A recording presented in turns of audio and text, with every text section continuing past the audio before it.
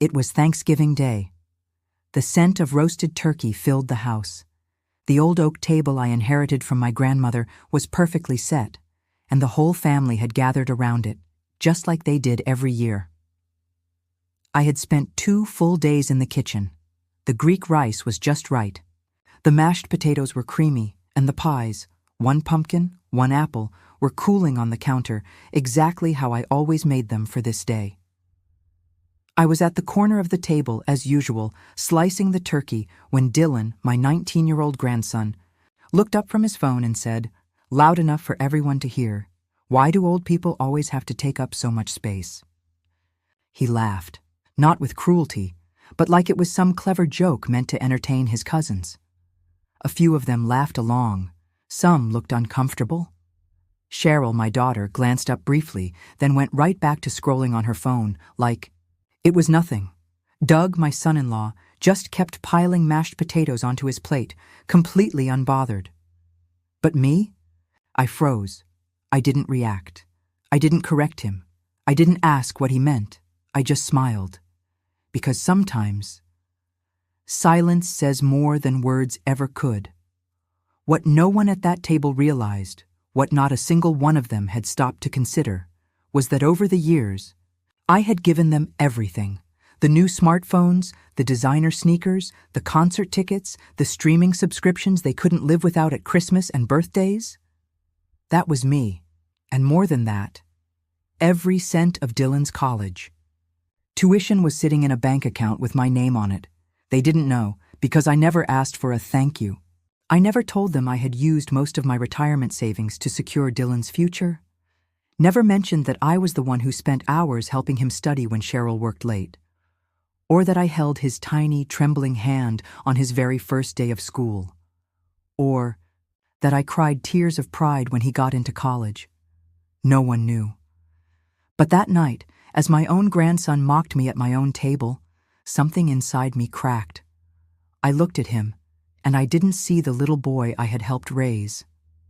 I saw a young man who had forgotten the person who was always there for him, never asking for anything in return. So I stood up, quietly, took off my apron, walked to the front door, and left.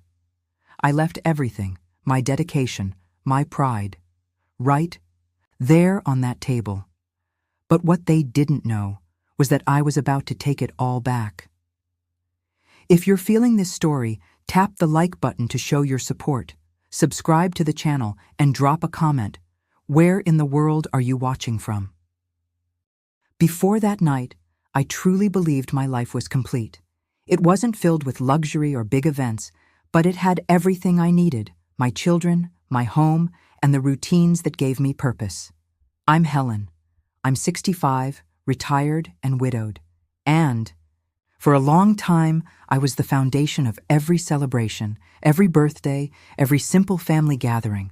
I was never the loud one, never the life of the party. But I was there, always, steady, dependable, the one everyone leaned on. I was okay with that. Charles, my husband, passed away 8 years ago. The illness came fast, 6 months from diagnosis to the end. We were married for 42 years. He was a simple man, but thoughtful, the kind who always kept my gas tank full and the trash bins neatly lined up. He never called me anything but Helen, but he used to say I was the reason the house felt like home. After he was gone, I poured even more of myself into the family. My daughter Cheryl was struggling to balance her job and raising Dylan. Doug, her husband, was out of work and living with them. They needed help. So I offered to move in for a while. Not forever, I told them. Just until things settled down. That while turned into 6 years. I picked Dylan up from school, made his Halloween costumes, taught him how to read. At night, when Cheryl and Doug were busy, he'd fall asleep in my lap, his tiny fingers curled around mine. I didn't mind. I never needed praise or thanks. When I finally moved back into my own home, I still saw them almost every day. Sunday lunch was sacred. I made roast ribs, mashed potatoes, and oven-roasted vegetables, just like my mother used to. And Christmas? Christmas was mine. I gave it my all, wreaths on the doors, scented candles in every room. I baked so many cookies that the scent of vanilla would linger in the house for weeks. I didn't just give gifts, I gave memories, handwritten cards, framed family photos, stockings embroidered with each person's name. I loved knowing that what I gave would be kept forever, not just in their hearts, but in the memories I created. At some point, things started to shift. It was slow, almost unnoticeable, like a chilly breeze you ignore until you realize you're shivering. Dylan began rolling his eyes when I told stories from the past. Cheryl stopped asking for my help planning Thanksgiving dinner. Doug, my son-in-law, would just mumble something vague, glued to his tablet or a football game on TV, never really part of the moment. Conversations grew shorter. My voice didn't carry the same weight anymore. They called it independence. I called it becoming invisible. Still, I kept showing up. I believed that if I kept giving, they'd remember I mattered. The college fund was the biggest gesture of all. Dylan had worked hard. Top grades, community service, debate awards. He earned it, no question. But Cheryl and Doug couldn't afford tuition, and the scholarships only covered a small part of it. So I stepped in. I sold my late husband's 1967 Mustang, the one he lovingly restored on weekends. I cashed in a savings account we'd set aside for a cruise we never took. Quietly, without fanfare, without expecting a thank you, I wrote a $50,000 check and opened an account in my name to pay for Dylan's college. No one asked. No one knew. Love wasn't grand gestures or social media posts, I think. Love was quiet, steady, 1,000 little sacrifices no one sees. Sometimes I'd see a picture of Dylan online, on campus, at a music festival, traveling with friends, and I'd smile. He never tagged me, never messaged to say thank you, but I told myself I didn't need that, or at least I tried to believe it, because I thought love was unconditional. Until that Thanksgiving night, when I realized it wasn't just what I did that they forgot. They forgot who I was. They still came to my house for the holidays, but not for me. They loved the warm atmosphere, the endless food, the thoughtful gifts I always prepared. I had become background noise in their lives. Doug piled his plate without a word.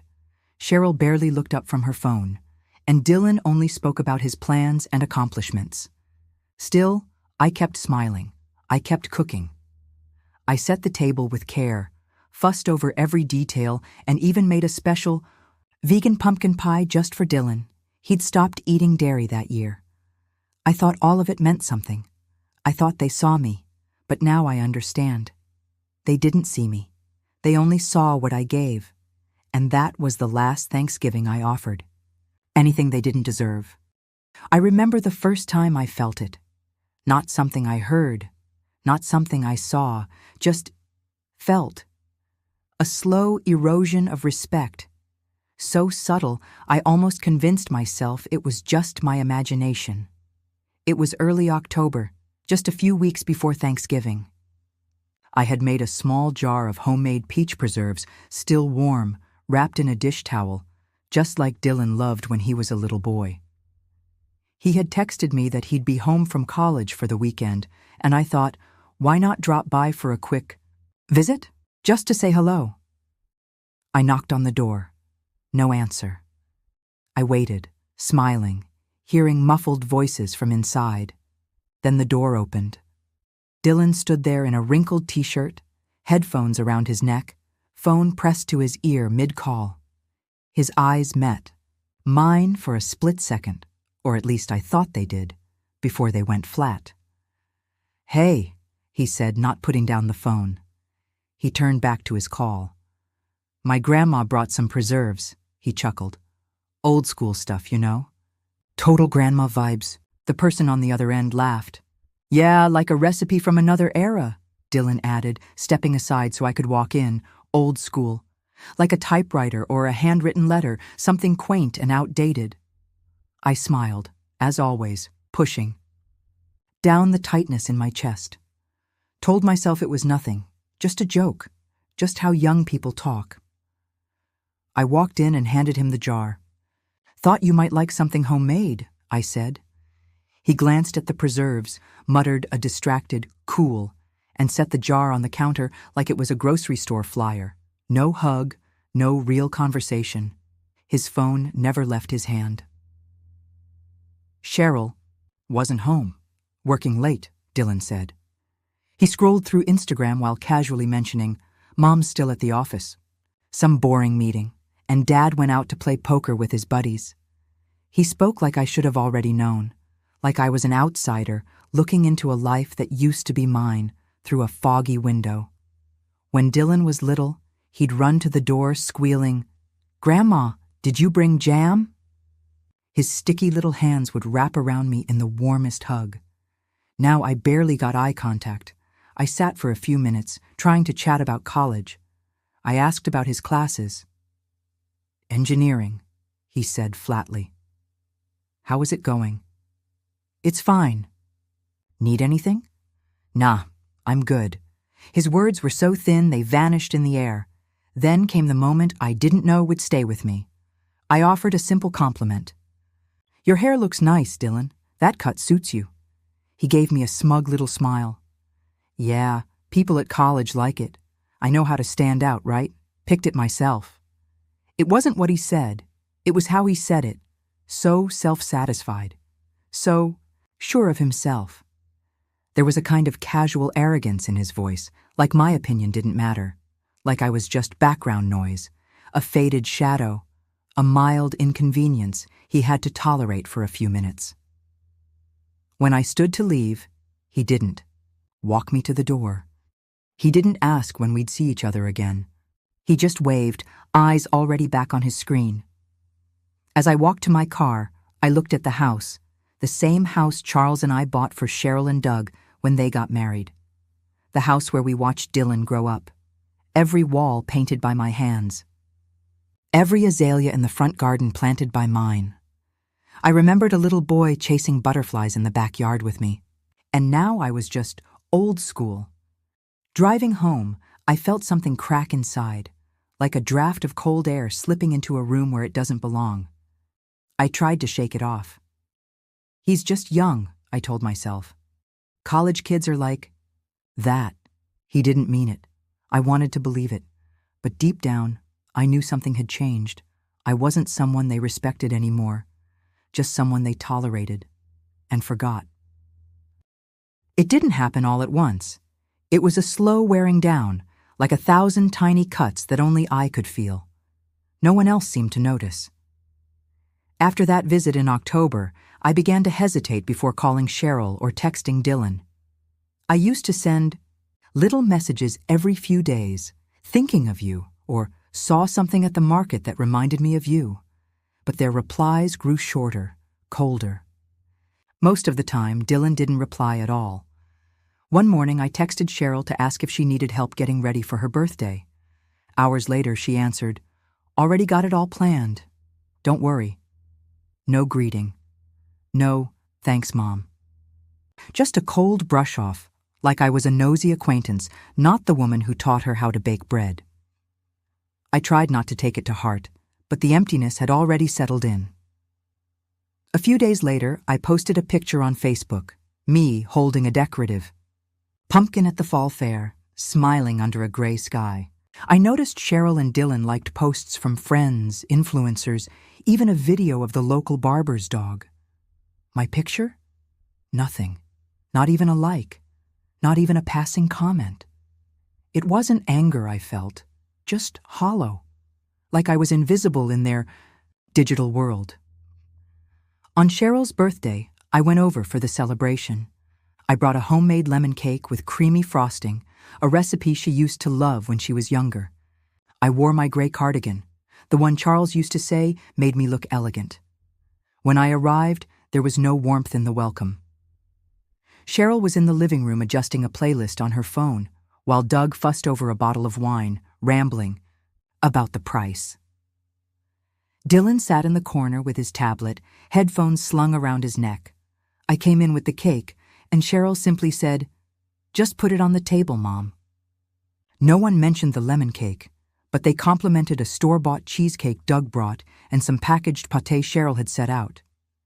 I tried making conversation, asking Dylan about school. His answers were clipped. It's fine. Same as always. When I suggested a toast to Cheryl, maybe something to remember the old days, she cut in.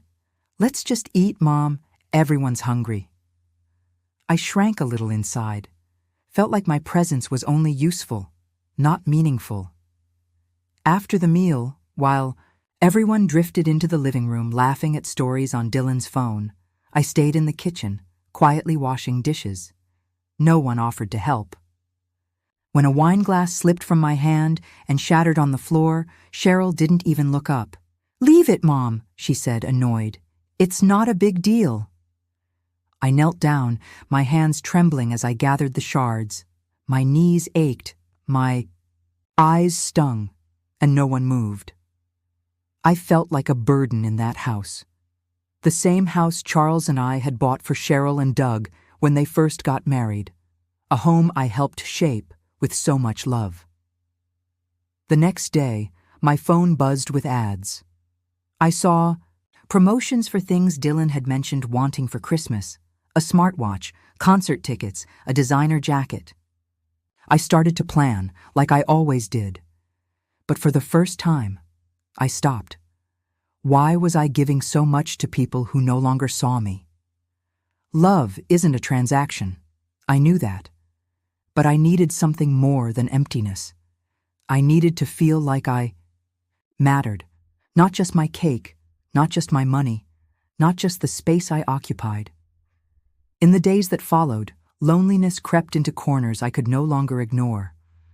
I stopped humming while tidying up the house. I lingered in bed longer in the mornings. The handwritten letters I used to send the family now sat unfinished on my desk. Even my garden, my sanctuary, began to wither. I forgot to water the violets for a week. The petals drooped, the stems bent. It was as if the house could feel I was fading. Being erased isn't loud. It's not fights or slammed doors. It's silence, thick and swallowing. I wasn't angry. I wasn't devastated. I was disappearing, and no one seemed to notice. Thanksgiving came like it always did. Candles flickered in the windows, the smell of rosemary and roasted turkey filled the house, and a soft autumn playlist played on my old record player. I was up by 5, prepping the turkey, folding napkins into little feather fans. The house was warm, spotless, every detail carefully placed. On Dylan's chair, I laid a handmade leather bookmark I'd found at a fall fair, his initial D carved into it. Wrapped it in tissue paper and tucked it under his napkin. I wanted the day to be special. More than anything, I wanted to feel seen again. They were late, as always. Dylan came in first, followed by Cheryl and Doug. Sorry, Mom. Traffic was awful, Cheryl mumbled, eyes glued to her phone. Dylan breezed past me with a rushed, hey, and tossed his coat on a chair like it was a coat rack. I told myself it didn't matter. I served the appetizers. They scrolled through their phones. I lit the candles on the table. No one noticed. Lunch began. I carved the turkey, passed the dishes, tried to keep conversation going. I asked Dylan about finals. All good, he said, reaching for more potatoes without looking up. Killed it in algebra. Got an A. I'm so proud of you, I smiled. You've got your grandfather's sharp mind, he shrugged. It's more about putting in the work than DNA. Doug chuckled. Helen, you still go to the bank in person, right? Dylan can show you how to use the app. Laughter at the table. Cheryl gave a faint smile. Even Dylan smirked. I forced a laugh. I managed just fine, thanks. But the worst part was still to come. After the main course, I went to get the pie. As I returned with dessert plates, I heard Dylan say, old people shouldn't take up so much space. Like no offense, but sometimes it's like they don't even notice they're in the way. Everyone heard it. No one said a word. Cheryl took a sip of water. Doug smirked. I looked at Dylan. his bright, confident face, grinning, like he'd just made a clever joke. In that moment, I didn't feel hurt. I felt erased. I placed the plates on the table without a word, walked to the kitchen, stood at the sink, staring into the dark backyard through the window. My reflection looked back, a tired woman, hair neatly styled, a navy sweater perfectly pressed, eyes quietly breaking. I waited just a moment, hoping someone would follow, that someone might say, "Mom, that was too much," or, "Grandma, I didn't mean it." But there were no footsteps, no apologies, not even my name. I dried my hands, returned to the dining room, and looked at the table that used to feel like a safe place. I didn't cry. I didn't raise my voice. I just smiled, that quiet smile women wear when pain becomes habit. "Excuse me," I said softly. "I forgot something in the car." They nodded, distracted. Cheryl didn't look up. Dylan was already texting. In the hallway, I grabbed my coat and bag and stepped out into the cold. The night air hit my face, dry and freeing. I walked to the car in silence. In my coat pocket, I felt the deposit receipt I'd planned to give after dessert, tuition and school expenses for Dylan's next semester. I held it, then tore it in half. On the sidewalk, under the yellow streetlights and falling snow, I ripped it into pieces. Not out of anger, but clarity. I had given everything, my time, my money, my memories, my heart, and all I'd received was silence. I got in the car, started the engine, and drove. No destination, no plan. The streets were quiet, house lights glowing amber. I passed empty parks. The church where Charles and I were married. The bridge where Dylan used to ask to toss pebbles into the river when he was small. My chest felt tight, but there were no tears. Just a strange, quiet emptiness, like I was watching my life from the outside. A woman fading after trying too long to hold on to a family that never held her back. I don't know how long I drove. An hour, maybe 2. The radio played softly. Some song I didn't really hear. When I finally came home, silence greeted me first. The front door was slightly open. I stepped in and saw the empty living room. The table still had dirty dishes, leftover food, crumpled napkins. They had left.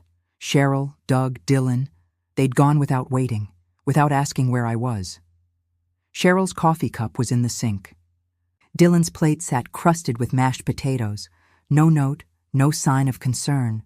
Just their absence, cold and familiar. I went upstairs to the guest room.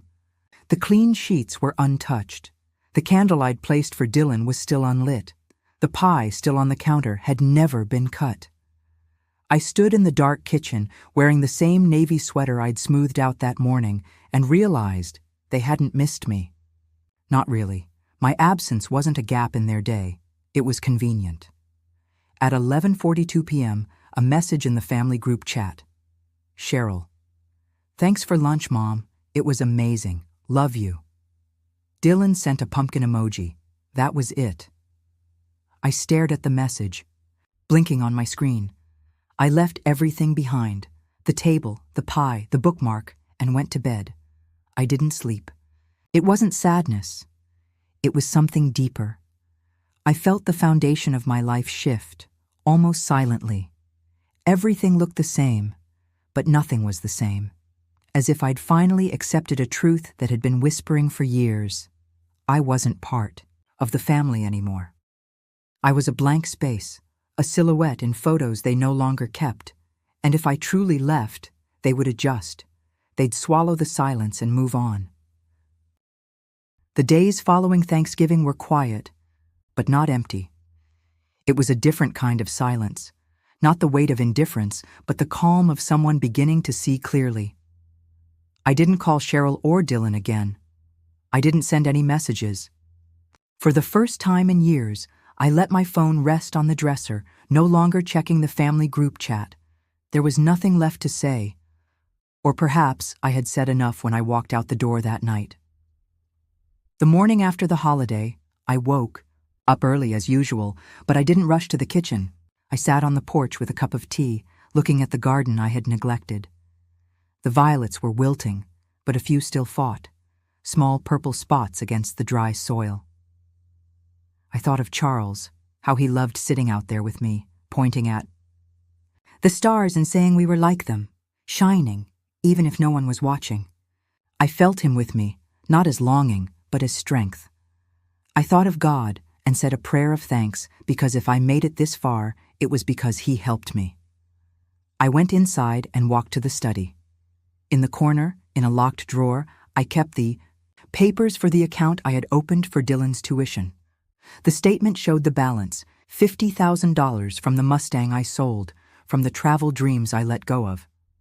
I picked up the phone, called the bank, and requested the account be closed. The representative asked if I was sure. Yes, I replied, with a firmness that surprised me. I want the money transferred to my personal account. It wasn't revenge. It was justice. I had given too much to people who couldn't see the weight of my sacrifice. Then, I walked to the dining room. The table was just as I left it. Dirty dishes, crumpled napkins, Dylan's bookmark still untouched beneath his napkin. I picked up the bookmark, held it for a moment, feeling the leather under my fingers. I thought about returning it to the store, but decided to keep it in a box in the attic, along with other things that no longer had a place in my life. The pumpkin pie, hardened on the counter, went into the trash. I cleaned the house, not out of habit, but to erase the remnants of a night that no longer belonged to me. Cheryl called that afternoon. Her voice was light, as if nothing had happened. "Mom, you disappeared yesterday. Everything okay?" There was no genuine concern, just passing curiosity. "I'm fine," I replied, calm. "I just needed some time." She hesitated, mentioned that Dylan liked the mashed potatoes, that Doug thought the turkey was decent. No mention of Dylan's comment, no questions about where I went. I hung up without promising anything, without inviting them for the next gathering.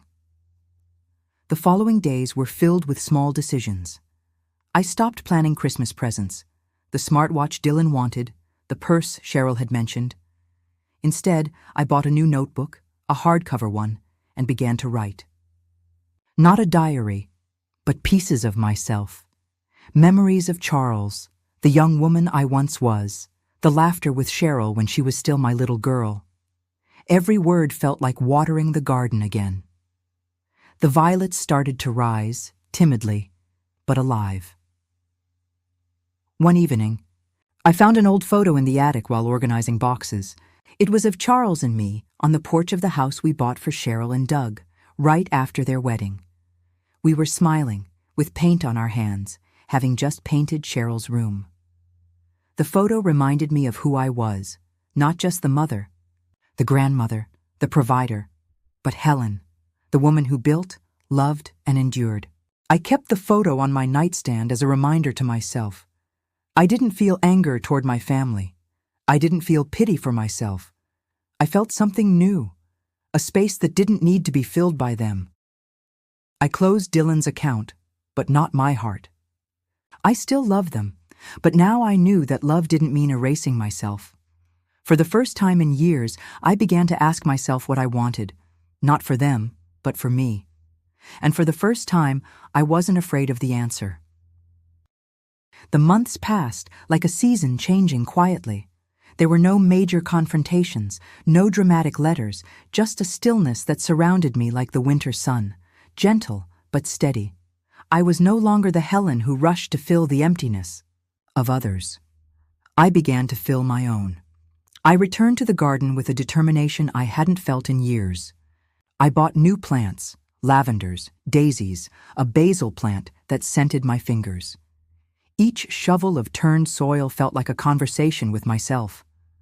I planted for me, not for the family that no longer came. The violets, once wilting, bloomed again, and I smiled as I watered them, remembering how Charles used to say that a garden is like life. It grows where you give it care. I wrote in my notebook at night, no longer memories, but plans. A painting class, a short trip, maybe to the coast, where I always wanted to paint the sea. The money from Dylan's account, which I transferred to myself, didn't sit idle. I donated part of it to a local scholarship program for underprivileged youth, anonymously, without expecting recognition. The rest I kept for myself, perhaps for the trip, perhaps to renovate a part of the house. I didn't tell Cheryl or Dylan. I didn't need to. My actions were no longer for them. Cheryl would call sometimes, her voice casual, as if Thanksgiving had never happened. "Mom, you've been quiet," she'd say, but she never asked why. Doug would pop into video calls, always in the background, messing with his phone or commenting on traffic. Dylan didn't call, but sent short messages. In the family group chat, emojis, memes, nothing more. I replied politely, but I didn't chase after them. It wasn't coldness, it was space.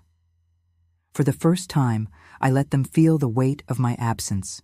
Christmas and New Year came and went. I didn't buy gifts, didn't organize dinners, and didn't send cards. Cheryl sent a picture of their tree.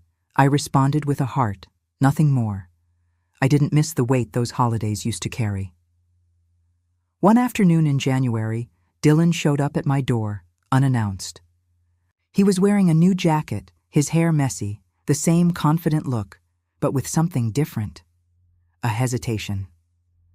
"Hey, Grandma," he said, almost shy. "I stopped by to see how you're doing." I sat with him on the porch, between the lavenders, with a cup of hot chocolate between us. He talked about college, a project he presented, but then stopped. "I think I was kind of a jerk that Thanksgiving Day," he said, looking down. "I didn't mean to say that. Like, you've always been there, and I don't know. I guess I didn't see it." I looked at him calmly, without anger. "You said what you felt, Dylan, but I feel too. And I chose to feel for myself now." He nodded, uncomfortable, but he listened. I didn't apologize for closing. The account didn't explain my choices. I just offered him another cup and talked about the lavenders, how they grow even in dry soil. He stayed a little longer, and when he left, he hugged me. A quick hug, but real. It wasn't all fixed, but it was a start. After he left, I sat on the porch, watching the sky darken. I thought about the house I built with Charles, the roots I planted there, the ones I'm still planting today. My family might never understand what I gave, but I don't need them to understand. I forgave Dylan, I forgave Cheryl, even Doug, with his indifference. But forgiveness no longer keeps me tied to them. I love them, but I love myself first. The peace I found is like the lavenders in my garden, silent, resilient, rooted. I am Helen, not just the mother, the grandmother, the shadow that serves. I am the woman who plants, who writes, who dreams of the sea. And these roots, as invisible as they've always been, support everything I am. Leave me a comment and let me know what you thought of this story. Have you ever been through something similar? I'd love to hear about it. Thank you for listening.